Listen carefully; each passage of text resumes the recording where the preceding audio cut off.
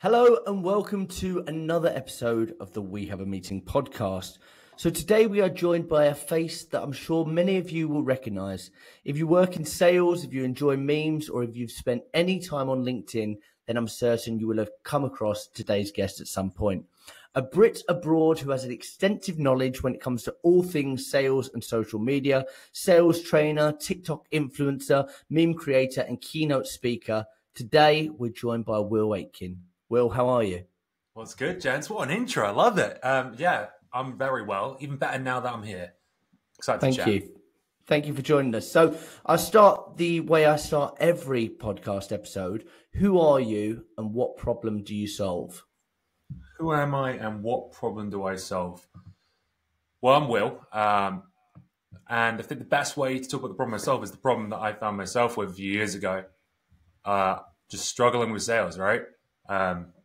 It was miserable. I wasn't sure. It was an accidental career because I had no options left because I got a stupid degree. So I went into it, didn't get any training, any enablement. So it just felt like a luck and numbers game. And then when I finally got some good coaching, some good training, and started having fun and being more myself in sales, it actually became a really fulfilling and high-paying career. So that's the problem I solve, the folks who are how I used to feel before I had that light bulb moment. Good stuff. And you've just gone out on the entrepreneur's journey. Could you talk us through maybe like a little bit of what you've been doing in the past, like where your expertise is, and then maybe why you chose to take the leap and go at it alone? Yeah, for sure. So when I was working in tech sales, I started creating content and it started doing really well. Like I started, TikTok back in 2020 was really on the up and up. Not many people adopted it yet. And there was even fewer people on there talking about things like sales or making jokes about sales. So I was just doing that as a hobby. But very quickly, I sort of started to drive sales and pipeline to me and even just like help me build relationships with the customers. I was an AE at the time. So when I was talking to customers, they would like reference my videos in the discovery calls and the demo calls. And I was realizing it was actually helping me close and source new deals. And then while I was doing well, I asked for a promotion and I didn't get one. So like a spoiled toddler, I went off and had a tantrum and took another job as a content creator. So I switched out of sales and started full-time content. And that's really where my content kind of leveled up and started getting to the quality that you see today. Got nice cameras, etc. And for the past couple of years, I've been doing that, helping others grow their brands in the sales space, continue on with giving actionable sales advice, but also making those funny videos that you referenced earlier. Mate, it's weird how this happens. You've almost led into the next question perfectly without knowing what the next question is. I'm a bit of a social selling skeptic. I think I'm from a different generation deep down. So for someone like me, what is social selling and why am I wrong to be skeptical? I think you should be skeptical. I'm pretty skeptical about it myself. So you might find we agree on a lot of things there. There are a few big caveats there, right? So what I just described to you is the idea of social selling. Create content, build a personal brand, drive pipeline, build relationships, right? But I was selling sales tech to salespeople. And I believe it's a lot easier to justify the idea of creating content and building a personal brand when you are selling to marketers, HR leaders, and salespeople who spend a lot of time on LinkedIn. If you sell to cybersecurity, I wouldn't even know because I've never sold that and I haven't worked with anyone who's built a personal brand to sell in that space. So it worked for me. But when sellers ask me, should I be social selling? I'm like, learn to cold call first, please. Like don't mess around trying to make TikToks and memes until you're at least hitting your numbers, right? Because let's be real, if you're missing your numbers and you start doing all that, your manager's probably going to be even more likely to fire you because you look like you're faffing around on LinkedIn. So I am also a social selling skeptic. I just got lucky, in my opinion. I'm not going to dissuade anyone from doing it, but I also think it's not a silver bullet that a lot of people make it out to be.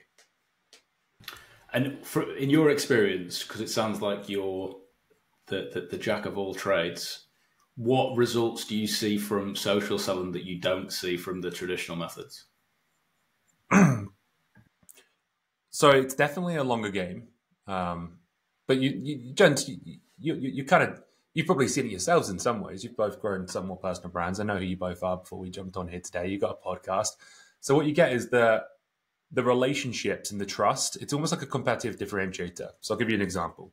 If I'm working a deal with, I have an inbound lead, they go through one of those SDR qualification calls because my team can't get their act together, even though they're blatantly qualified. They get to me and then I'm like, hey, we're going to have I want to learn about you today. And they're like, I just want a demo, right? They're always cold and annoyed and they're looking at 8 other vendors as well.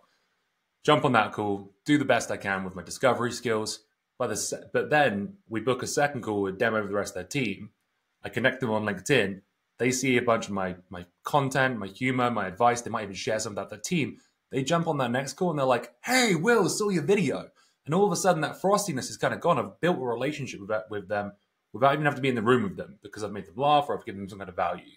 So that's an example of like, I would say that's more common than just like someone seeing my content and hitting me up in the DMs and saying, I want to have a demo. That's probably the thing that people think about less when they're talking about social selling. As a business owner, I've been able to start my side income before I left and went full time. But also since then, I've sold courses, had loads of inbound, people coming to me for training, coaching, keynotes, content consulting gigs and whatnot. And really, shamefully, I haven't done as much outbound as I probably could have done in my first month in business because all that stuff's been keeping me so busy. So I didn't have to pick up the phone. But as I said, I'm not going to sit here and tell everyone that they should go and do that because I just don't think it's realistic. And I got out early ahead of it. The way I built that brand is very unique. And if it didn't work, I probably would have closed a lot of doors for myself. Like, let's be real. There are companies that will never, ever hire me if I wanted a job again, right? Because of the crap I put out online. So it's a risky play as well if it didn't work. I didn't really think about that because not that thoughtful. You've been doing it for a while now, Will. So is there anything that's quite interesting what you're saying, like closing doors? And I probably know from example that from some of the stuff we posted, we probably shut a few doors in our time. But is there anything anecdotally where it has backfired, or if it's backfired, you've learned from it and it's kind of pointed you in a different direction based on that? Yeah, I definitely, there is a learning experience. I've been told by reps at Salesforce, for example, that they've been told not to engage in my content because I dropped an F-bomb in one post. But like if I was ever ambitious to work at Salesforce, that obviously would no longer be a chance because their HR screen would probably pick that up, right? So that's an example. But I've definitely learned online people they can be quite toxic environment. I'd say it's more like a mentality thing, but there's a lot of cancel culture out there these days. You got to be very careful. I've had some falling outs. Nothing big enough that I would say it's probably lost me any opportunities that I've actually wanted. But you can't be successful at this without putting some people off. Otherwise, you'd just be like, not everyone's gonna love you, right? So when you go out there and put this out there, there's definitely some people who've seen my stuff who roll their eyes and think, "What a knob." Had a bit of a. I got real good at this for a while, and then I fell into my old ways again. Had a bit of a feud with this guy in cybersecurity because he was ragging on salespeople, and I didn't realize he was this big cybersecurity influencer. And he went on this live stream and like called me out, and I had a bunch of DMs from cybersecurity people being like, and like it was satire, but I don't think he picked up on the fact that what I was saying was satire. So like, there's some of that stuff, and I probably will now not do a kickoff or keynote or training for any of those sales directors who work for those cybersecurity vendors. So there's stuff like that, but it balances out. There's so much business out there, and I think one of the things that we've learned is like you don't want to be indifferent. Like if people are talking about you, then at least that's happening. I wanted to get deep into it because obviously we know that all meetings aren't created equal. So a meeting from a cold call is very different to a meeting that you'd get from a cold email. And we also know that inbound inquiries are completely different. So the stuff that you're doing, so the social selling, you kind of alluded to it, but I want to go a bit a bit deeper. Like what are the big differentiators of like how you handle them? If, listen, Will, I'm going to message you. I've been consuming your content for 3 to 6 months. Really love you. Like, let's sit down and have a chat about it. How's that different to a meeting from a cold call? I think that you got to be careful as well, right? Some people take a meeting for you when they don't actually have any need or desire just because they want to talk to you as well. So you got to be wary of that. I think the same concepts apply. I don't really want to talk to anyone or bring anyone into my pipeline or try and sell anyone anything if they're not facing one of the problems I can help them solve. right? So like back in the day, I'd have people like, "Oh yeah, I'd love to meet with you, Will," when I reached out to them because I saw they were a follower of mine. But then that meeting would never go anywhere because they weren't facing that challenge that I could actually solve with the solution I was selling at the time. It's kind of like I used to have SDRs, and we went real heavy on video selling for a little while there. And they had some great success with it. But some people were taking the meeting and they were like, "Your outreach was so good, I just had to respond. I had to book a meeting with you." Then they'd get on a meeting with me as an AE, and they're like, "Yeah, I just had to take the meeting." I'm like, "Okay, so what's not going as well with this as you think it could be?" And they're like, "Oh, nothing. It's just like the outreach." And it's like, I don't really want to talk to everyone who loves my outreach. I want to talk to those folks who I know I can help, right? So you've got to be wary of that. But on the flip side, most folks who reach out to me already know what I do, and I have a massive leg up over any competition who might appear in that deal because they don't have that relationship, that pre-built trust. So there's upsides and downsides that you got to watch out for, and nuance for sure. It reminds me of, I hope this guy doesn't listen to this, but one guy booked a meeting with me on cold email. It's the only guy ever. So if you see my LinkedIn post about being anti-cold email, I did give him once, right? But this guy did so much personalization. Like, he made a video based on one of our YouTube videos doing Peaky Blinders impressions. He went to so much effort that I booked a meeting with him purely out of sympathy. I didn't have any other problems. I was just like, this guy's gone to so much effort. I can probably carve out something this month for him to sit down, but I had no intention of buying. So I think what you said then is a really interesting point, and probably the integral point of, are you sitting down with someone who has a problem that you solve, or is it just a fan or someone who's just like been ground down to it because of the personalization? Yeah.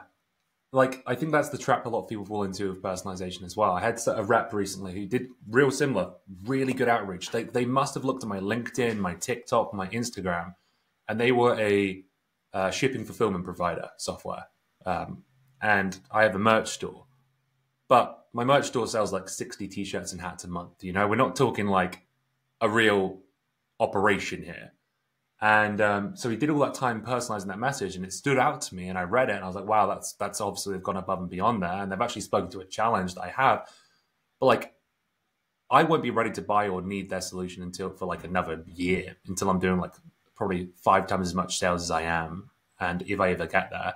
And even then, I'll probably be one of their smallest clients because they work with these big e-commerce stores, and I'm just a dude with stupid T-shirts online, right?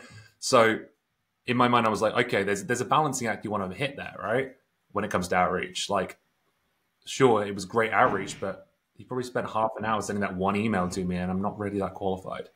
And in the end, I didn't take the meeting because I said I don't want to waste your AE's time. So there's definitely a balancing act. Now, most people get, I think, that balancing act the other way, where they go real heavy on lack of quality and relevance, and they just go sheer numbers. But there's both extremes, obviously. Spending too much time on each outreach, and it's really good, but you're not doing enough to actually see success, or doing a great job targeting, or you're doing a ton of outreach, ton of activity, but it's rubbish. It's not generating any results. Yeah, exactly. And it, again, leads nicely into the next point. So let's imagine I'm someone who's taking the plunge into personal branding with the outcome of, I want it to give me leads. What shouldn't I be doing if that's the outcome that I want?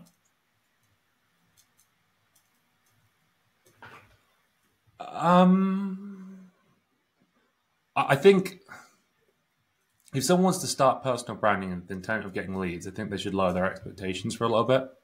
I think most content, the people who have grown and actually see results from this, get it because, not because they want anything out of it, it's because they're generous with what they're doing, and it's just something they enjoy. Like, I can't remember I mentioned this, but when I started creating content, it was just a hobby. It was just something I did, you know. Like, I moved to a new city in Canada, didn't know anyone.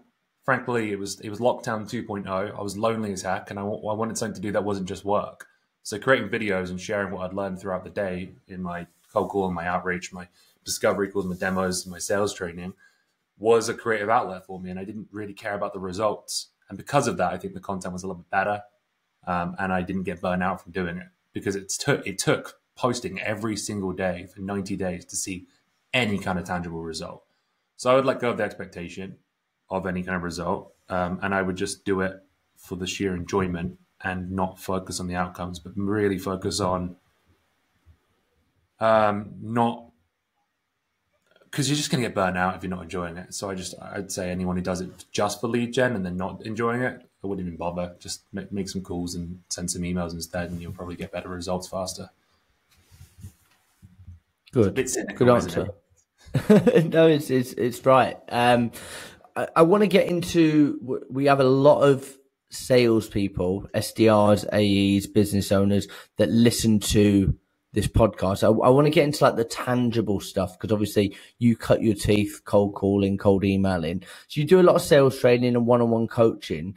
So I guess when you get into the coaching element, how do you actually understand what people's problems are specifically, and how do you guide them to success? What is the secret bullet when it comes to that? Yeah. When I started doing coaching because I needed cash, because I started my own business, and I didn't think I was going to do the one-on-one coaching. But then I was like, damn, just in case, I'll put it up there. Didn't think I was going to enjoy it. I've never been a sales leader. Never really coached sellers. That said, it's probably the one thing, I've got a coaching session later. I'm really excited for it. I really enjoy it. And what I've found is the best way to coach people is almost like a good discovery tool. Like it's so much better when someone can get to the answer themselves versus me just telling them what to do. Like someone's like, "Oh, well, I'm not getting any responses to my emails," and I could be like, "All right, well, what you want to do is follow this template, do this, target these people, and do that." They could have found that online. What's better is when I ask, "Okay, who are you reaching out to? What are you doing in those emails? Walk me through why you chose to reach out to that person." And then they can get to the answer themselves, and then they're actually learning from it. And in that sense, it's a lot like a discovery call. You're asking all those like probing questions and uncovering and tactical questions, and like getting them to really think it through before you then go ahead and show them a better approach. So it mirrors a lot of like the sales things. And I think about the best managers I've had, that's what they did as well. They didn't ever just go, "You're doing this wrong, do this instead." The bad managers did that. The good ones like got me to see what I was doing wrong, and therefore the learning stuck because it made sense to me, right? It's much better when you can get someone to convince themselves of the solution rather than just telling them. 1,000,000%. And then we were discussing this yesterday with Keenan, who wrote Gap Selling. Outbound 2024. Apparently it's fucked. What should salespeople be doing? Like where should they be spending their time? What shouldn't they be doing? What's your thoughts and verdicts on outbound? Me and Keenan disagree on this topic. Jim, I'm going to call him Jim because it pisses him off, but he's not a very big believer in outbound. I love Gap Selling. It's my top sale book of all time. It's freaking the discovery masterclass, step by step. Of like exactly it. Like I love the root cause, the impact. The reason I'm not doing any discovery demo course yet is because I know it would just be a ripoff of Gap Selling, right? What I don't think he does as well as the prospecting side. I think the idea that he has on that is a little bit twisted. So I came to him and said, "Hey, let's write Gap Prospecting," and then he didn't want to do that because he had the opinions he probably shared with you yesterday. I'm a big believer in like taking the same philosophy of like focusing on the problem, focusing on the impact. But when it comes to prospecting, like it's not about personalizing something based on the fact that they're a dog trainer or they went to the same school as someone. That's just a gimmick. It's not about being stupid creative and spending hours creating a custom video for someone because that's just not efficient. It's not about blasting everyone in your list with the same automated email, hoping for the best, making it a numbers game. It's not a case of calling up 100 people and saying, "Hey, how are you?" and hoping that they'll listen to your pitch. It is a thoughtful process of like really good targeting and really good messaging that focuses on the problems that you can help solve. So when I talk about targeting, I mean like if someone's got a problem, imagine you're a doctor let's just go to the doctor example, and you can help someone with liver disease. You aren't just going to walk up to everyone on the street and say, "Hey, do you want to do a blood test, see if you have liver disease?" Right? Like that's like because like only let's say 5% of the population have liver disease.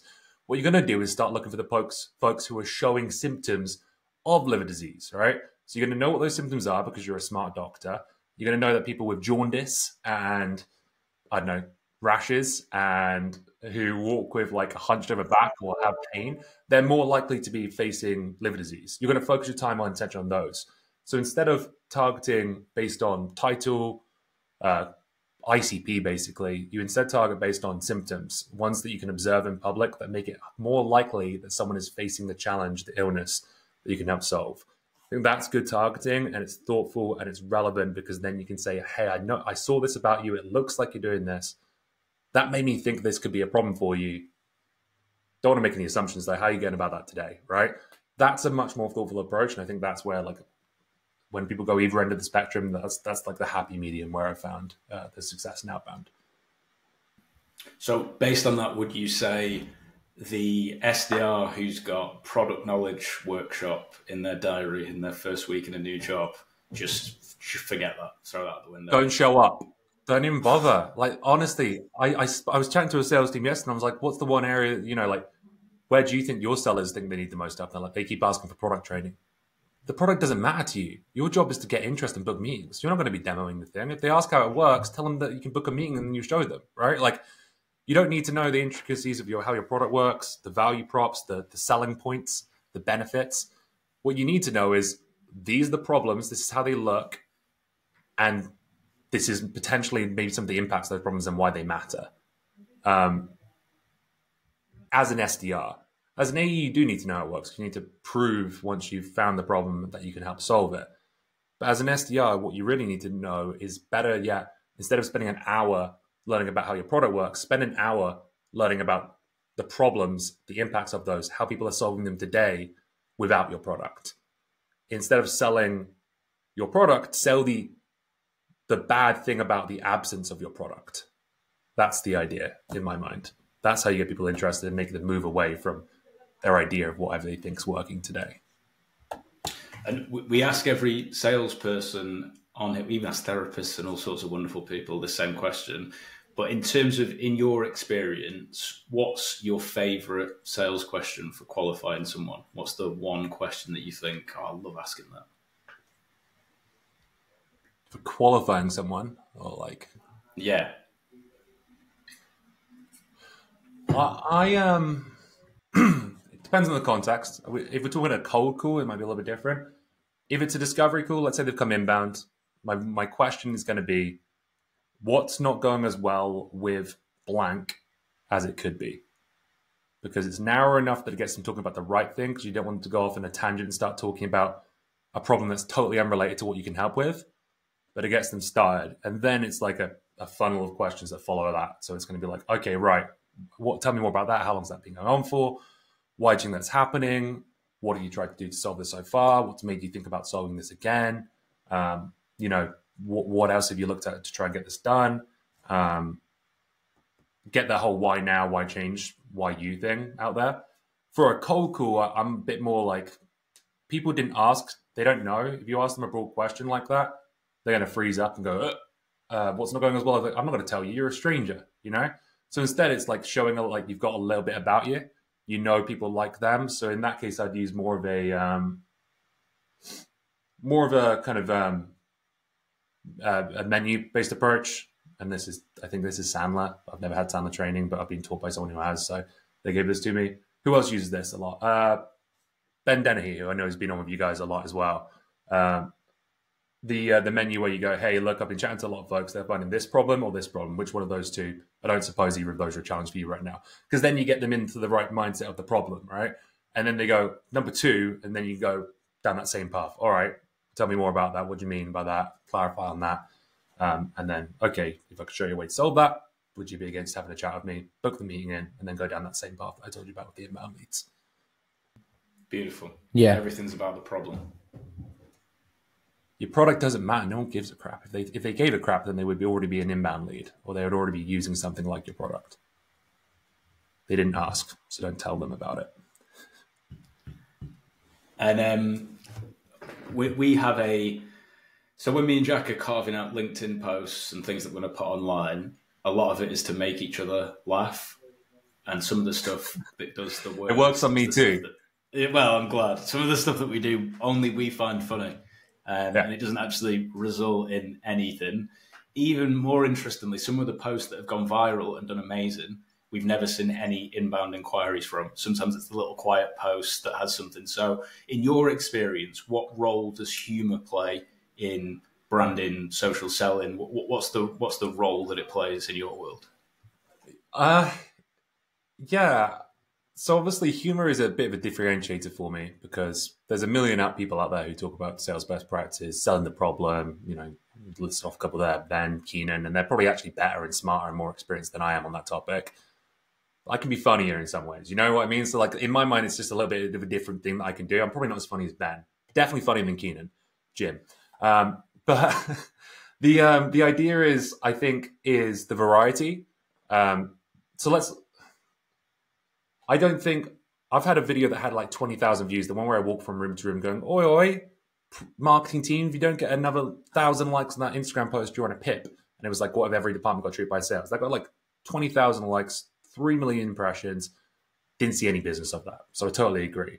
But what that post did was drove me a bunch of new followers who then saw the thing that I wrote about cold calling or discovery or demo. And that stuff makes them go, whoa, this guy actually knows what he's talking about. I wonder what else he can help with. Or I wonder what he's selling, because now he's driving value. So I like to think of humor as like a primer because it has that virality potential that gets people's eyes on you and gets them paying attention to you. And then you can actually hit them with something valuable, which actually then leads them to convert.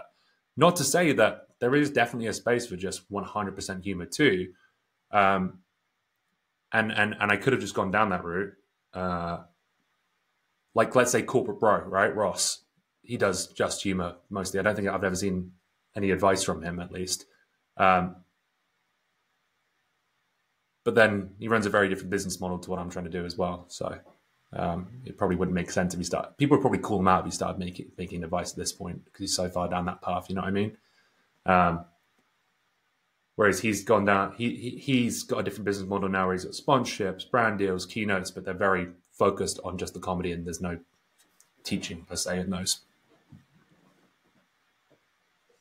So to answer your question in a short way, I think the funny stuff gets a lot of likes and comments, and that means that more people see your not funny stuff, your serious stuff that actually converts people. Yeah, which is your funnel stuff, and it's how do I grab loads and loads of attention, and then cool, now they're there. Are you there? I am. Have I cut off? No, you're still here. Jack's gone a bit. Have I frozen? Funny. We can Jack's on mute later on. Fuck's sake. He did warn me that his internet. he's struggling. Can you hear me? Yeah, you're back. There you go. You're back on. I went into some big question there. Right, are we back in? Can you hear me or not? You're back. You're back, baby. Again, mate. Okay. It's a great point, Will. So I believe before Christmas, you did a live cold calling show last minute. Obviously, you have a lot of expertise in cold calling. It's something that you spent a lot of time doing. From a cold calling stamp, is it fucked again? No. You're good. Okay, let me ask that one more time. Sorry. So you did a live cold calling show before Christmas. And I know that you stepped in last minute and you've got a lot of expertise in cold calling. So for somebody that's just starting out in cold calling, what should they be doing? What shouldn't they be doing? What kind of advice would you give them?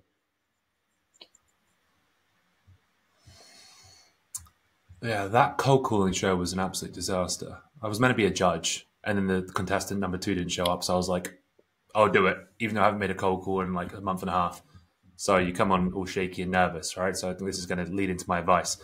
Because I hadn't made a cold call in ages, I was rusty as all heck. I was nervous. I had the shakes in my hands because I was out of practice. And I had a lot of fun doing it. But because I wasn't practiced, I wasn't as sharp as I normally am. So my advice to anyone who cold calling is just get out there and start making the reps.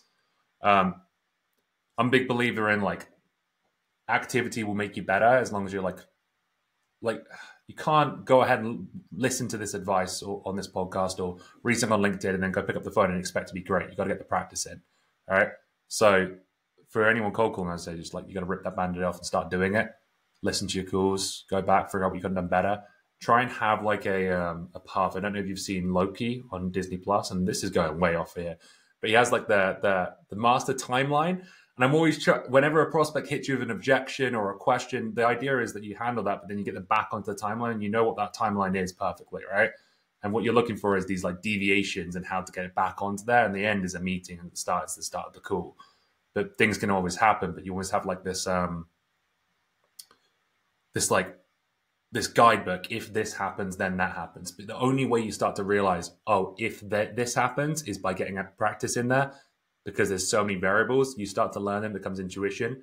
But if you stop, you forget those, and then you come back rusty, like that live cold calling where I embarrassed myself by doing some of the worst calls I did. I did book a meeting though, which I was even surprised myself with.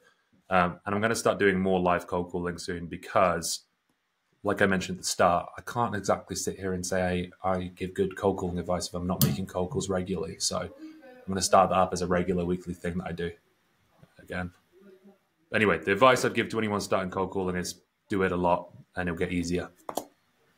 Yes, exactly. I'd agree with that. Exposure is key. It's a skill set that comes into the world like we do. Weak and in need of nourishment is a line that I like to use a lot. So, obviously, I think in the modern world, there's a lot of inability to delay gratification, right? So people expect the results overnight. The TikTok videos are all about the get-rich-quick schemes. And people, we've interviewed them, we've made a mistake and hired a few of them. They think I'm going to come in and smash this job and be the best salesperson ever in the first few weeks. And it doesn't happen. Expectation meets reality and out the door they go, right? So if we were to go back to Will starting out in his sales career, what's something that you believed at the start that you no longer believe and was a misconception? I was real bad. Like I was shit. And I think you hear this from a lot of people who've you don't realize what good looks like until you've done it really badly. But I wish I could go back and tell myself to be a little bit more accountable for like I was just letting it happen to me, taking the line down a little bit. So like I think about I spent a couple of years working for one company, and I was just always focused on like the stuff I couldn't really control. Like I was like, oh, I'm not doing that well, but it's because my manager's not giving me coaching, or it's because I've got the worst territory and I'm sharing it 3 ways with 3 reps who have worked this territory into the ground. There's no opportunity left with me, or oh, well, we don't have any of that cool tech, and oh, our homegrown CRM is taking me way too long to update, so I'm not able to do as much activity as I'd like. And I'm always careful to tell the story because I do hate that hustle content. It's like, no excuses, accountability and all that stuff. But I wish I could just go back and shake myself and say, mate, you can't control any of those things.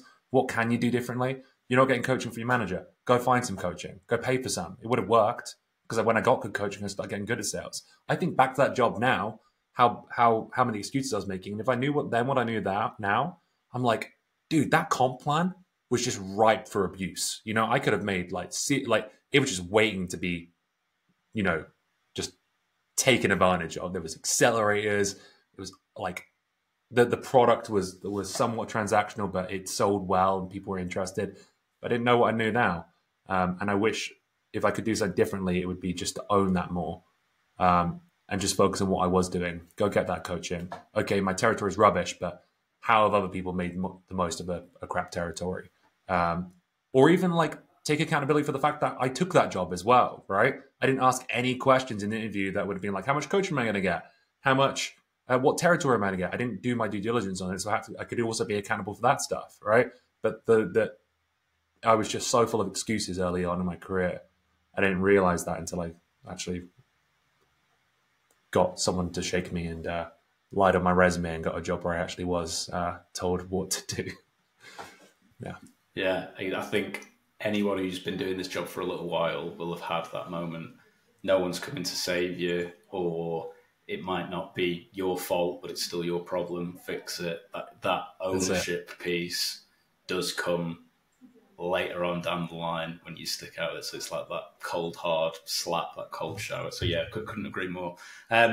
Well, I've loved this chat, breaking the fourth wall. We've been trying to set this up for a little while, so I'm glad we did, and I'm glad we're kicking off the year. Whenever this comes out, we were sat here one of the first days of the new year kicking off this call, so I appreciate you fitting us in. If anyone is wanting to work with you, wanting to start that conversation with you, or start consuming content, where is the best place for them to start? Yeah, hit me up on LinkedIn. Follow me there. You'll see something. It'll be funny or helpful or neither. Also got a YouTube channel called Sales Feed. Well, I don't have that yet, but I'm reacquiring that. By the time this comes out, that would have been announced as well. So check that out. There's some really helpful content on there from both myself and even some of the experts that we've name dropped throughout this episode as well. So that's the most helpful stuff I've made has gone there. So go on Sales Feed on YouTube. There's some really good stuff on there. You'll find something you like. Amazing. Thanks so much, Will. Appreciate you guys. Thank you.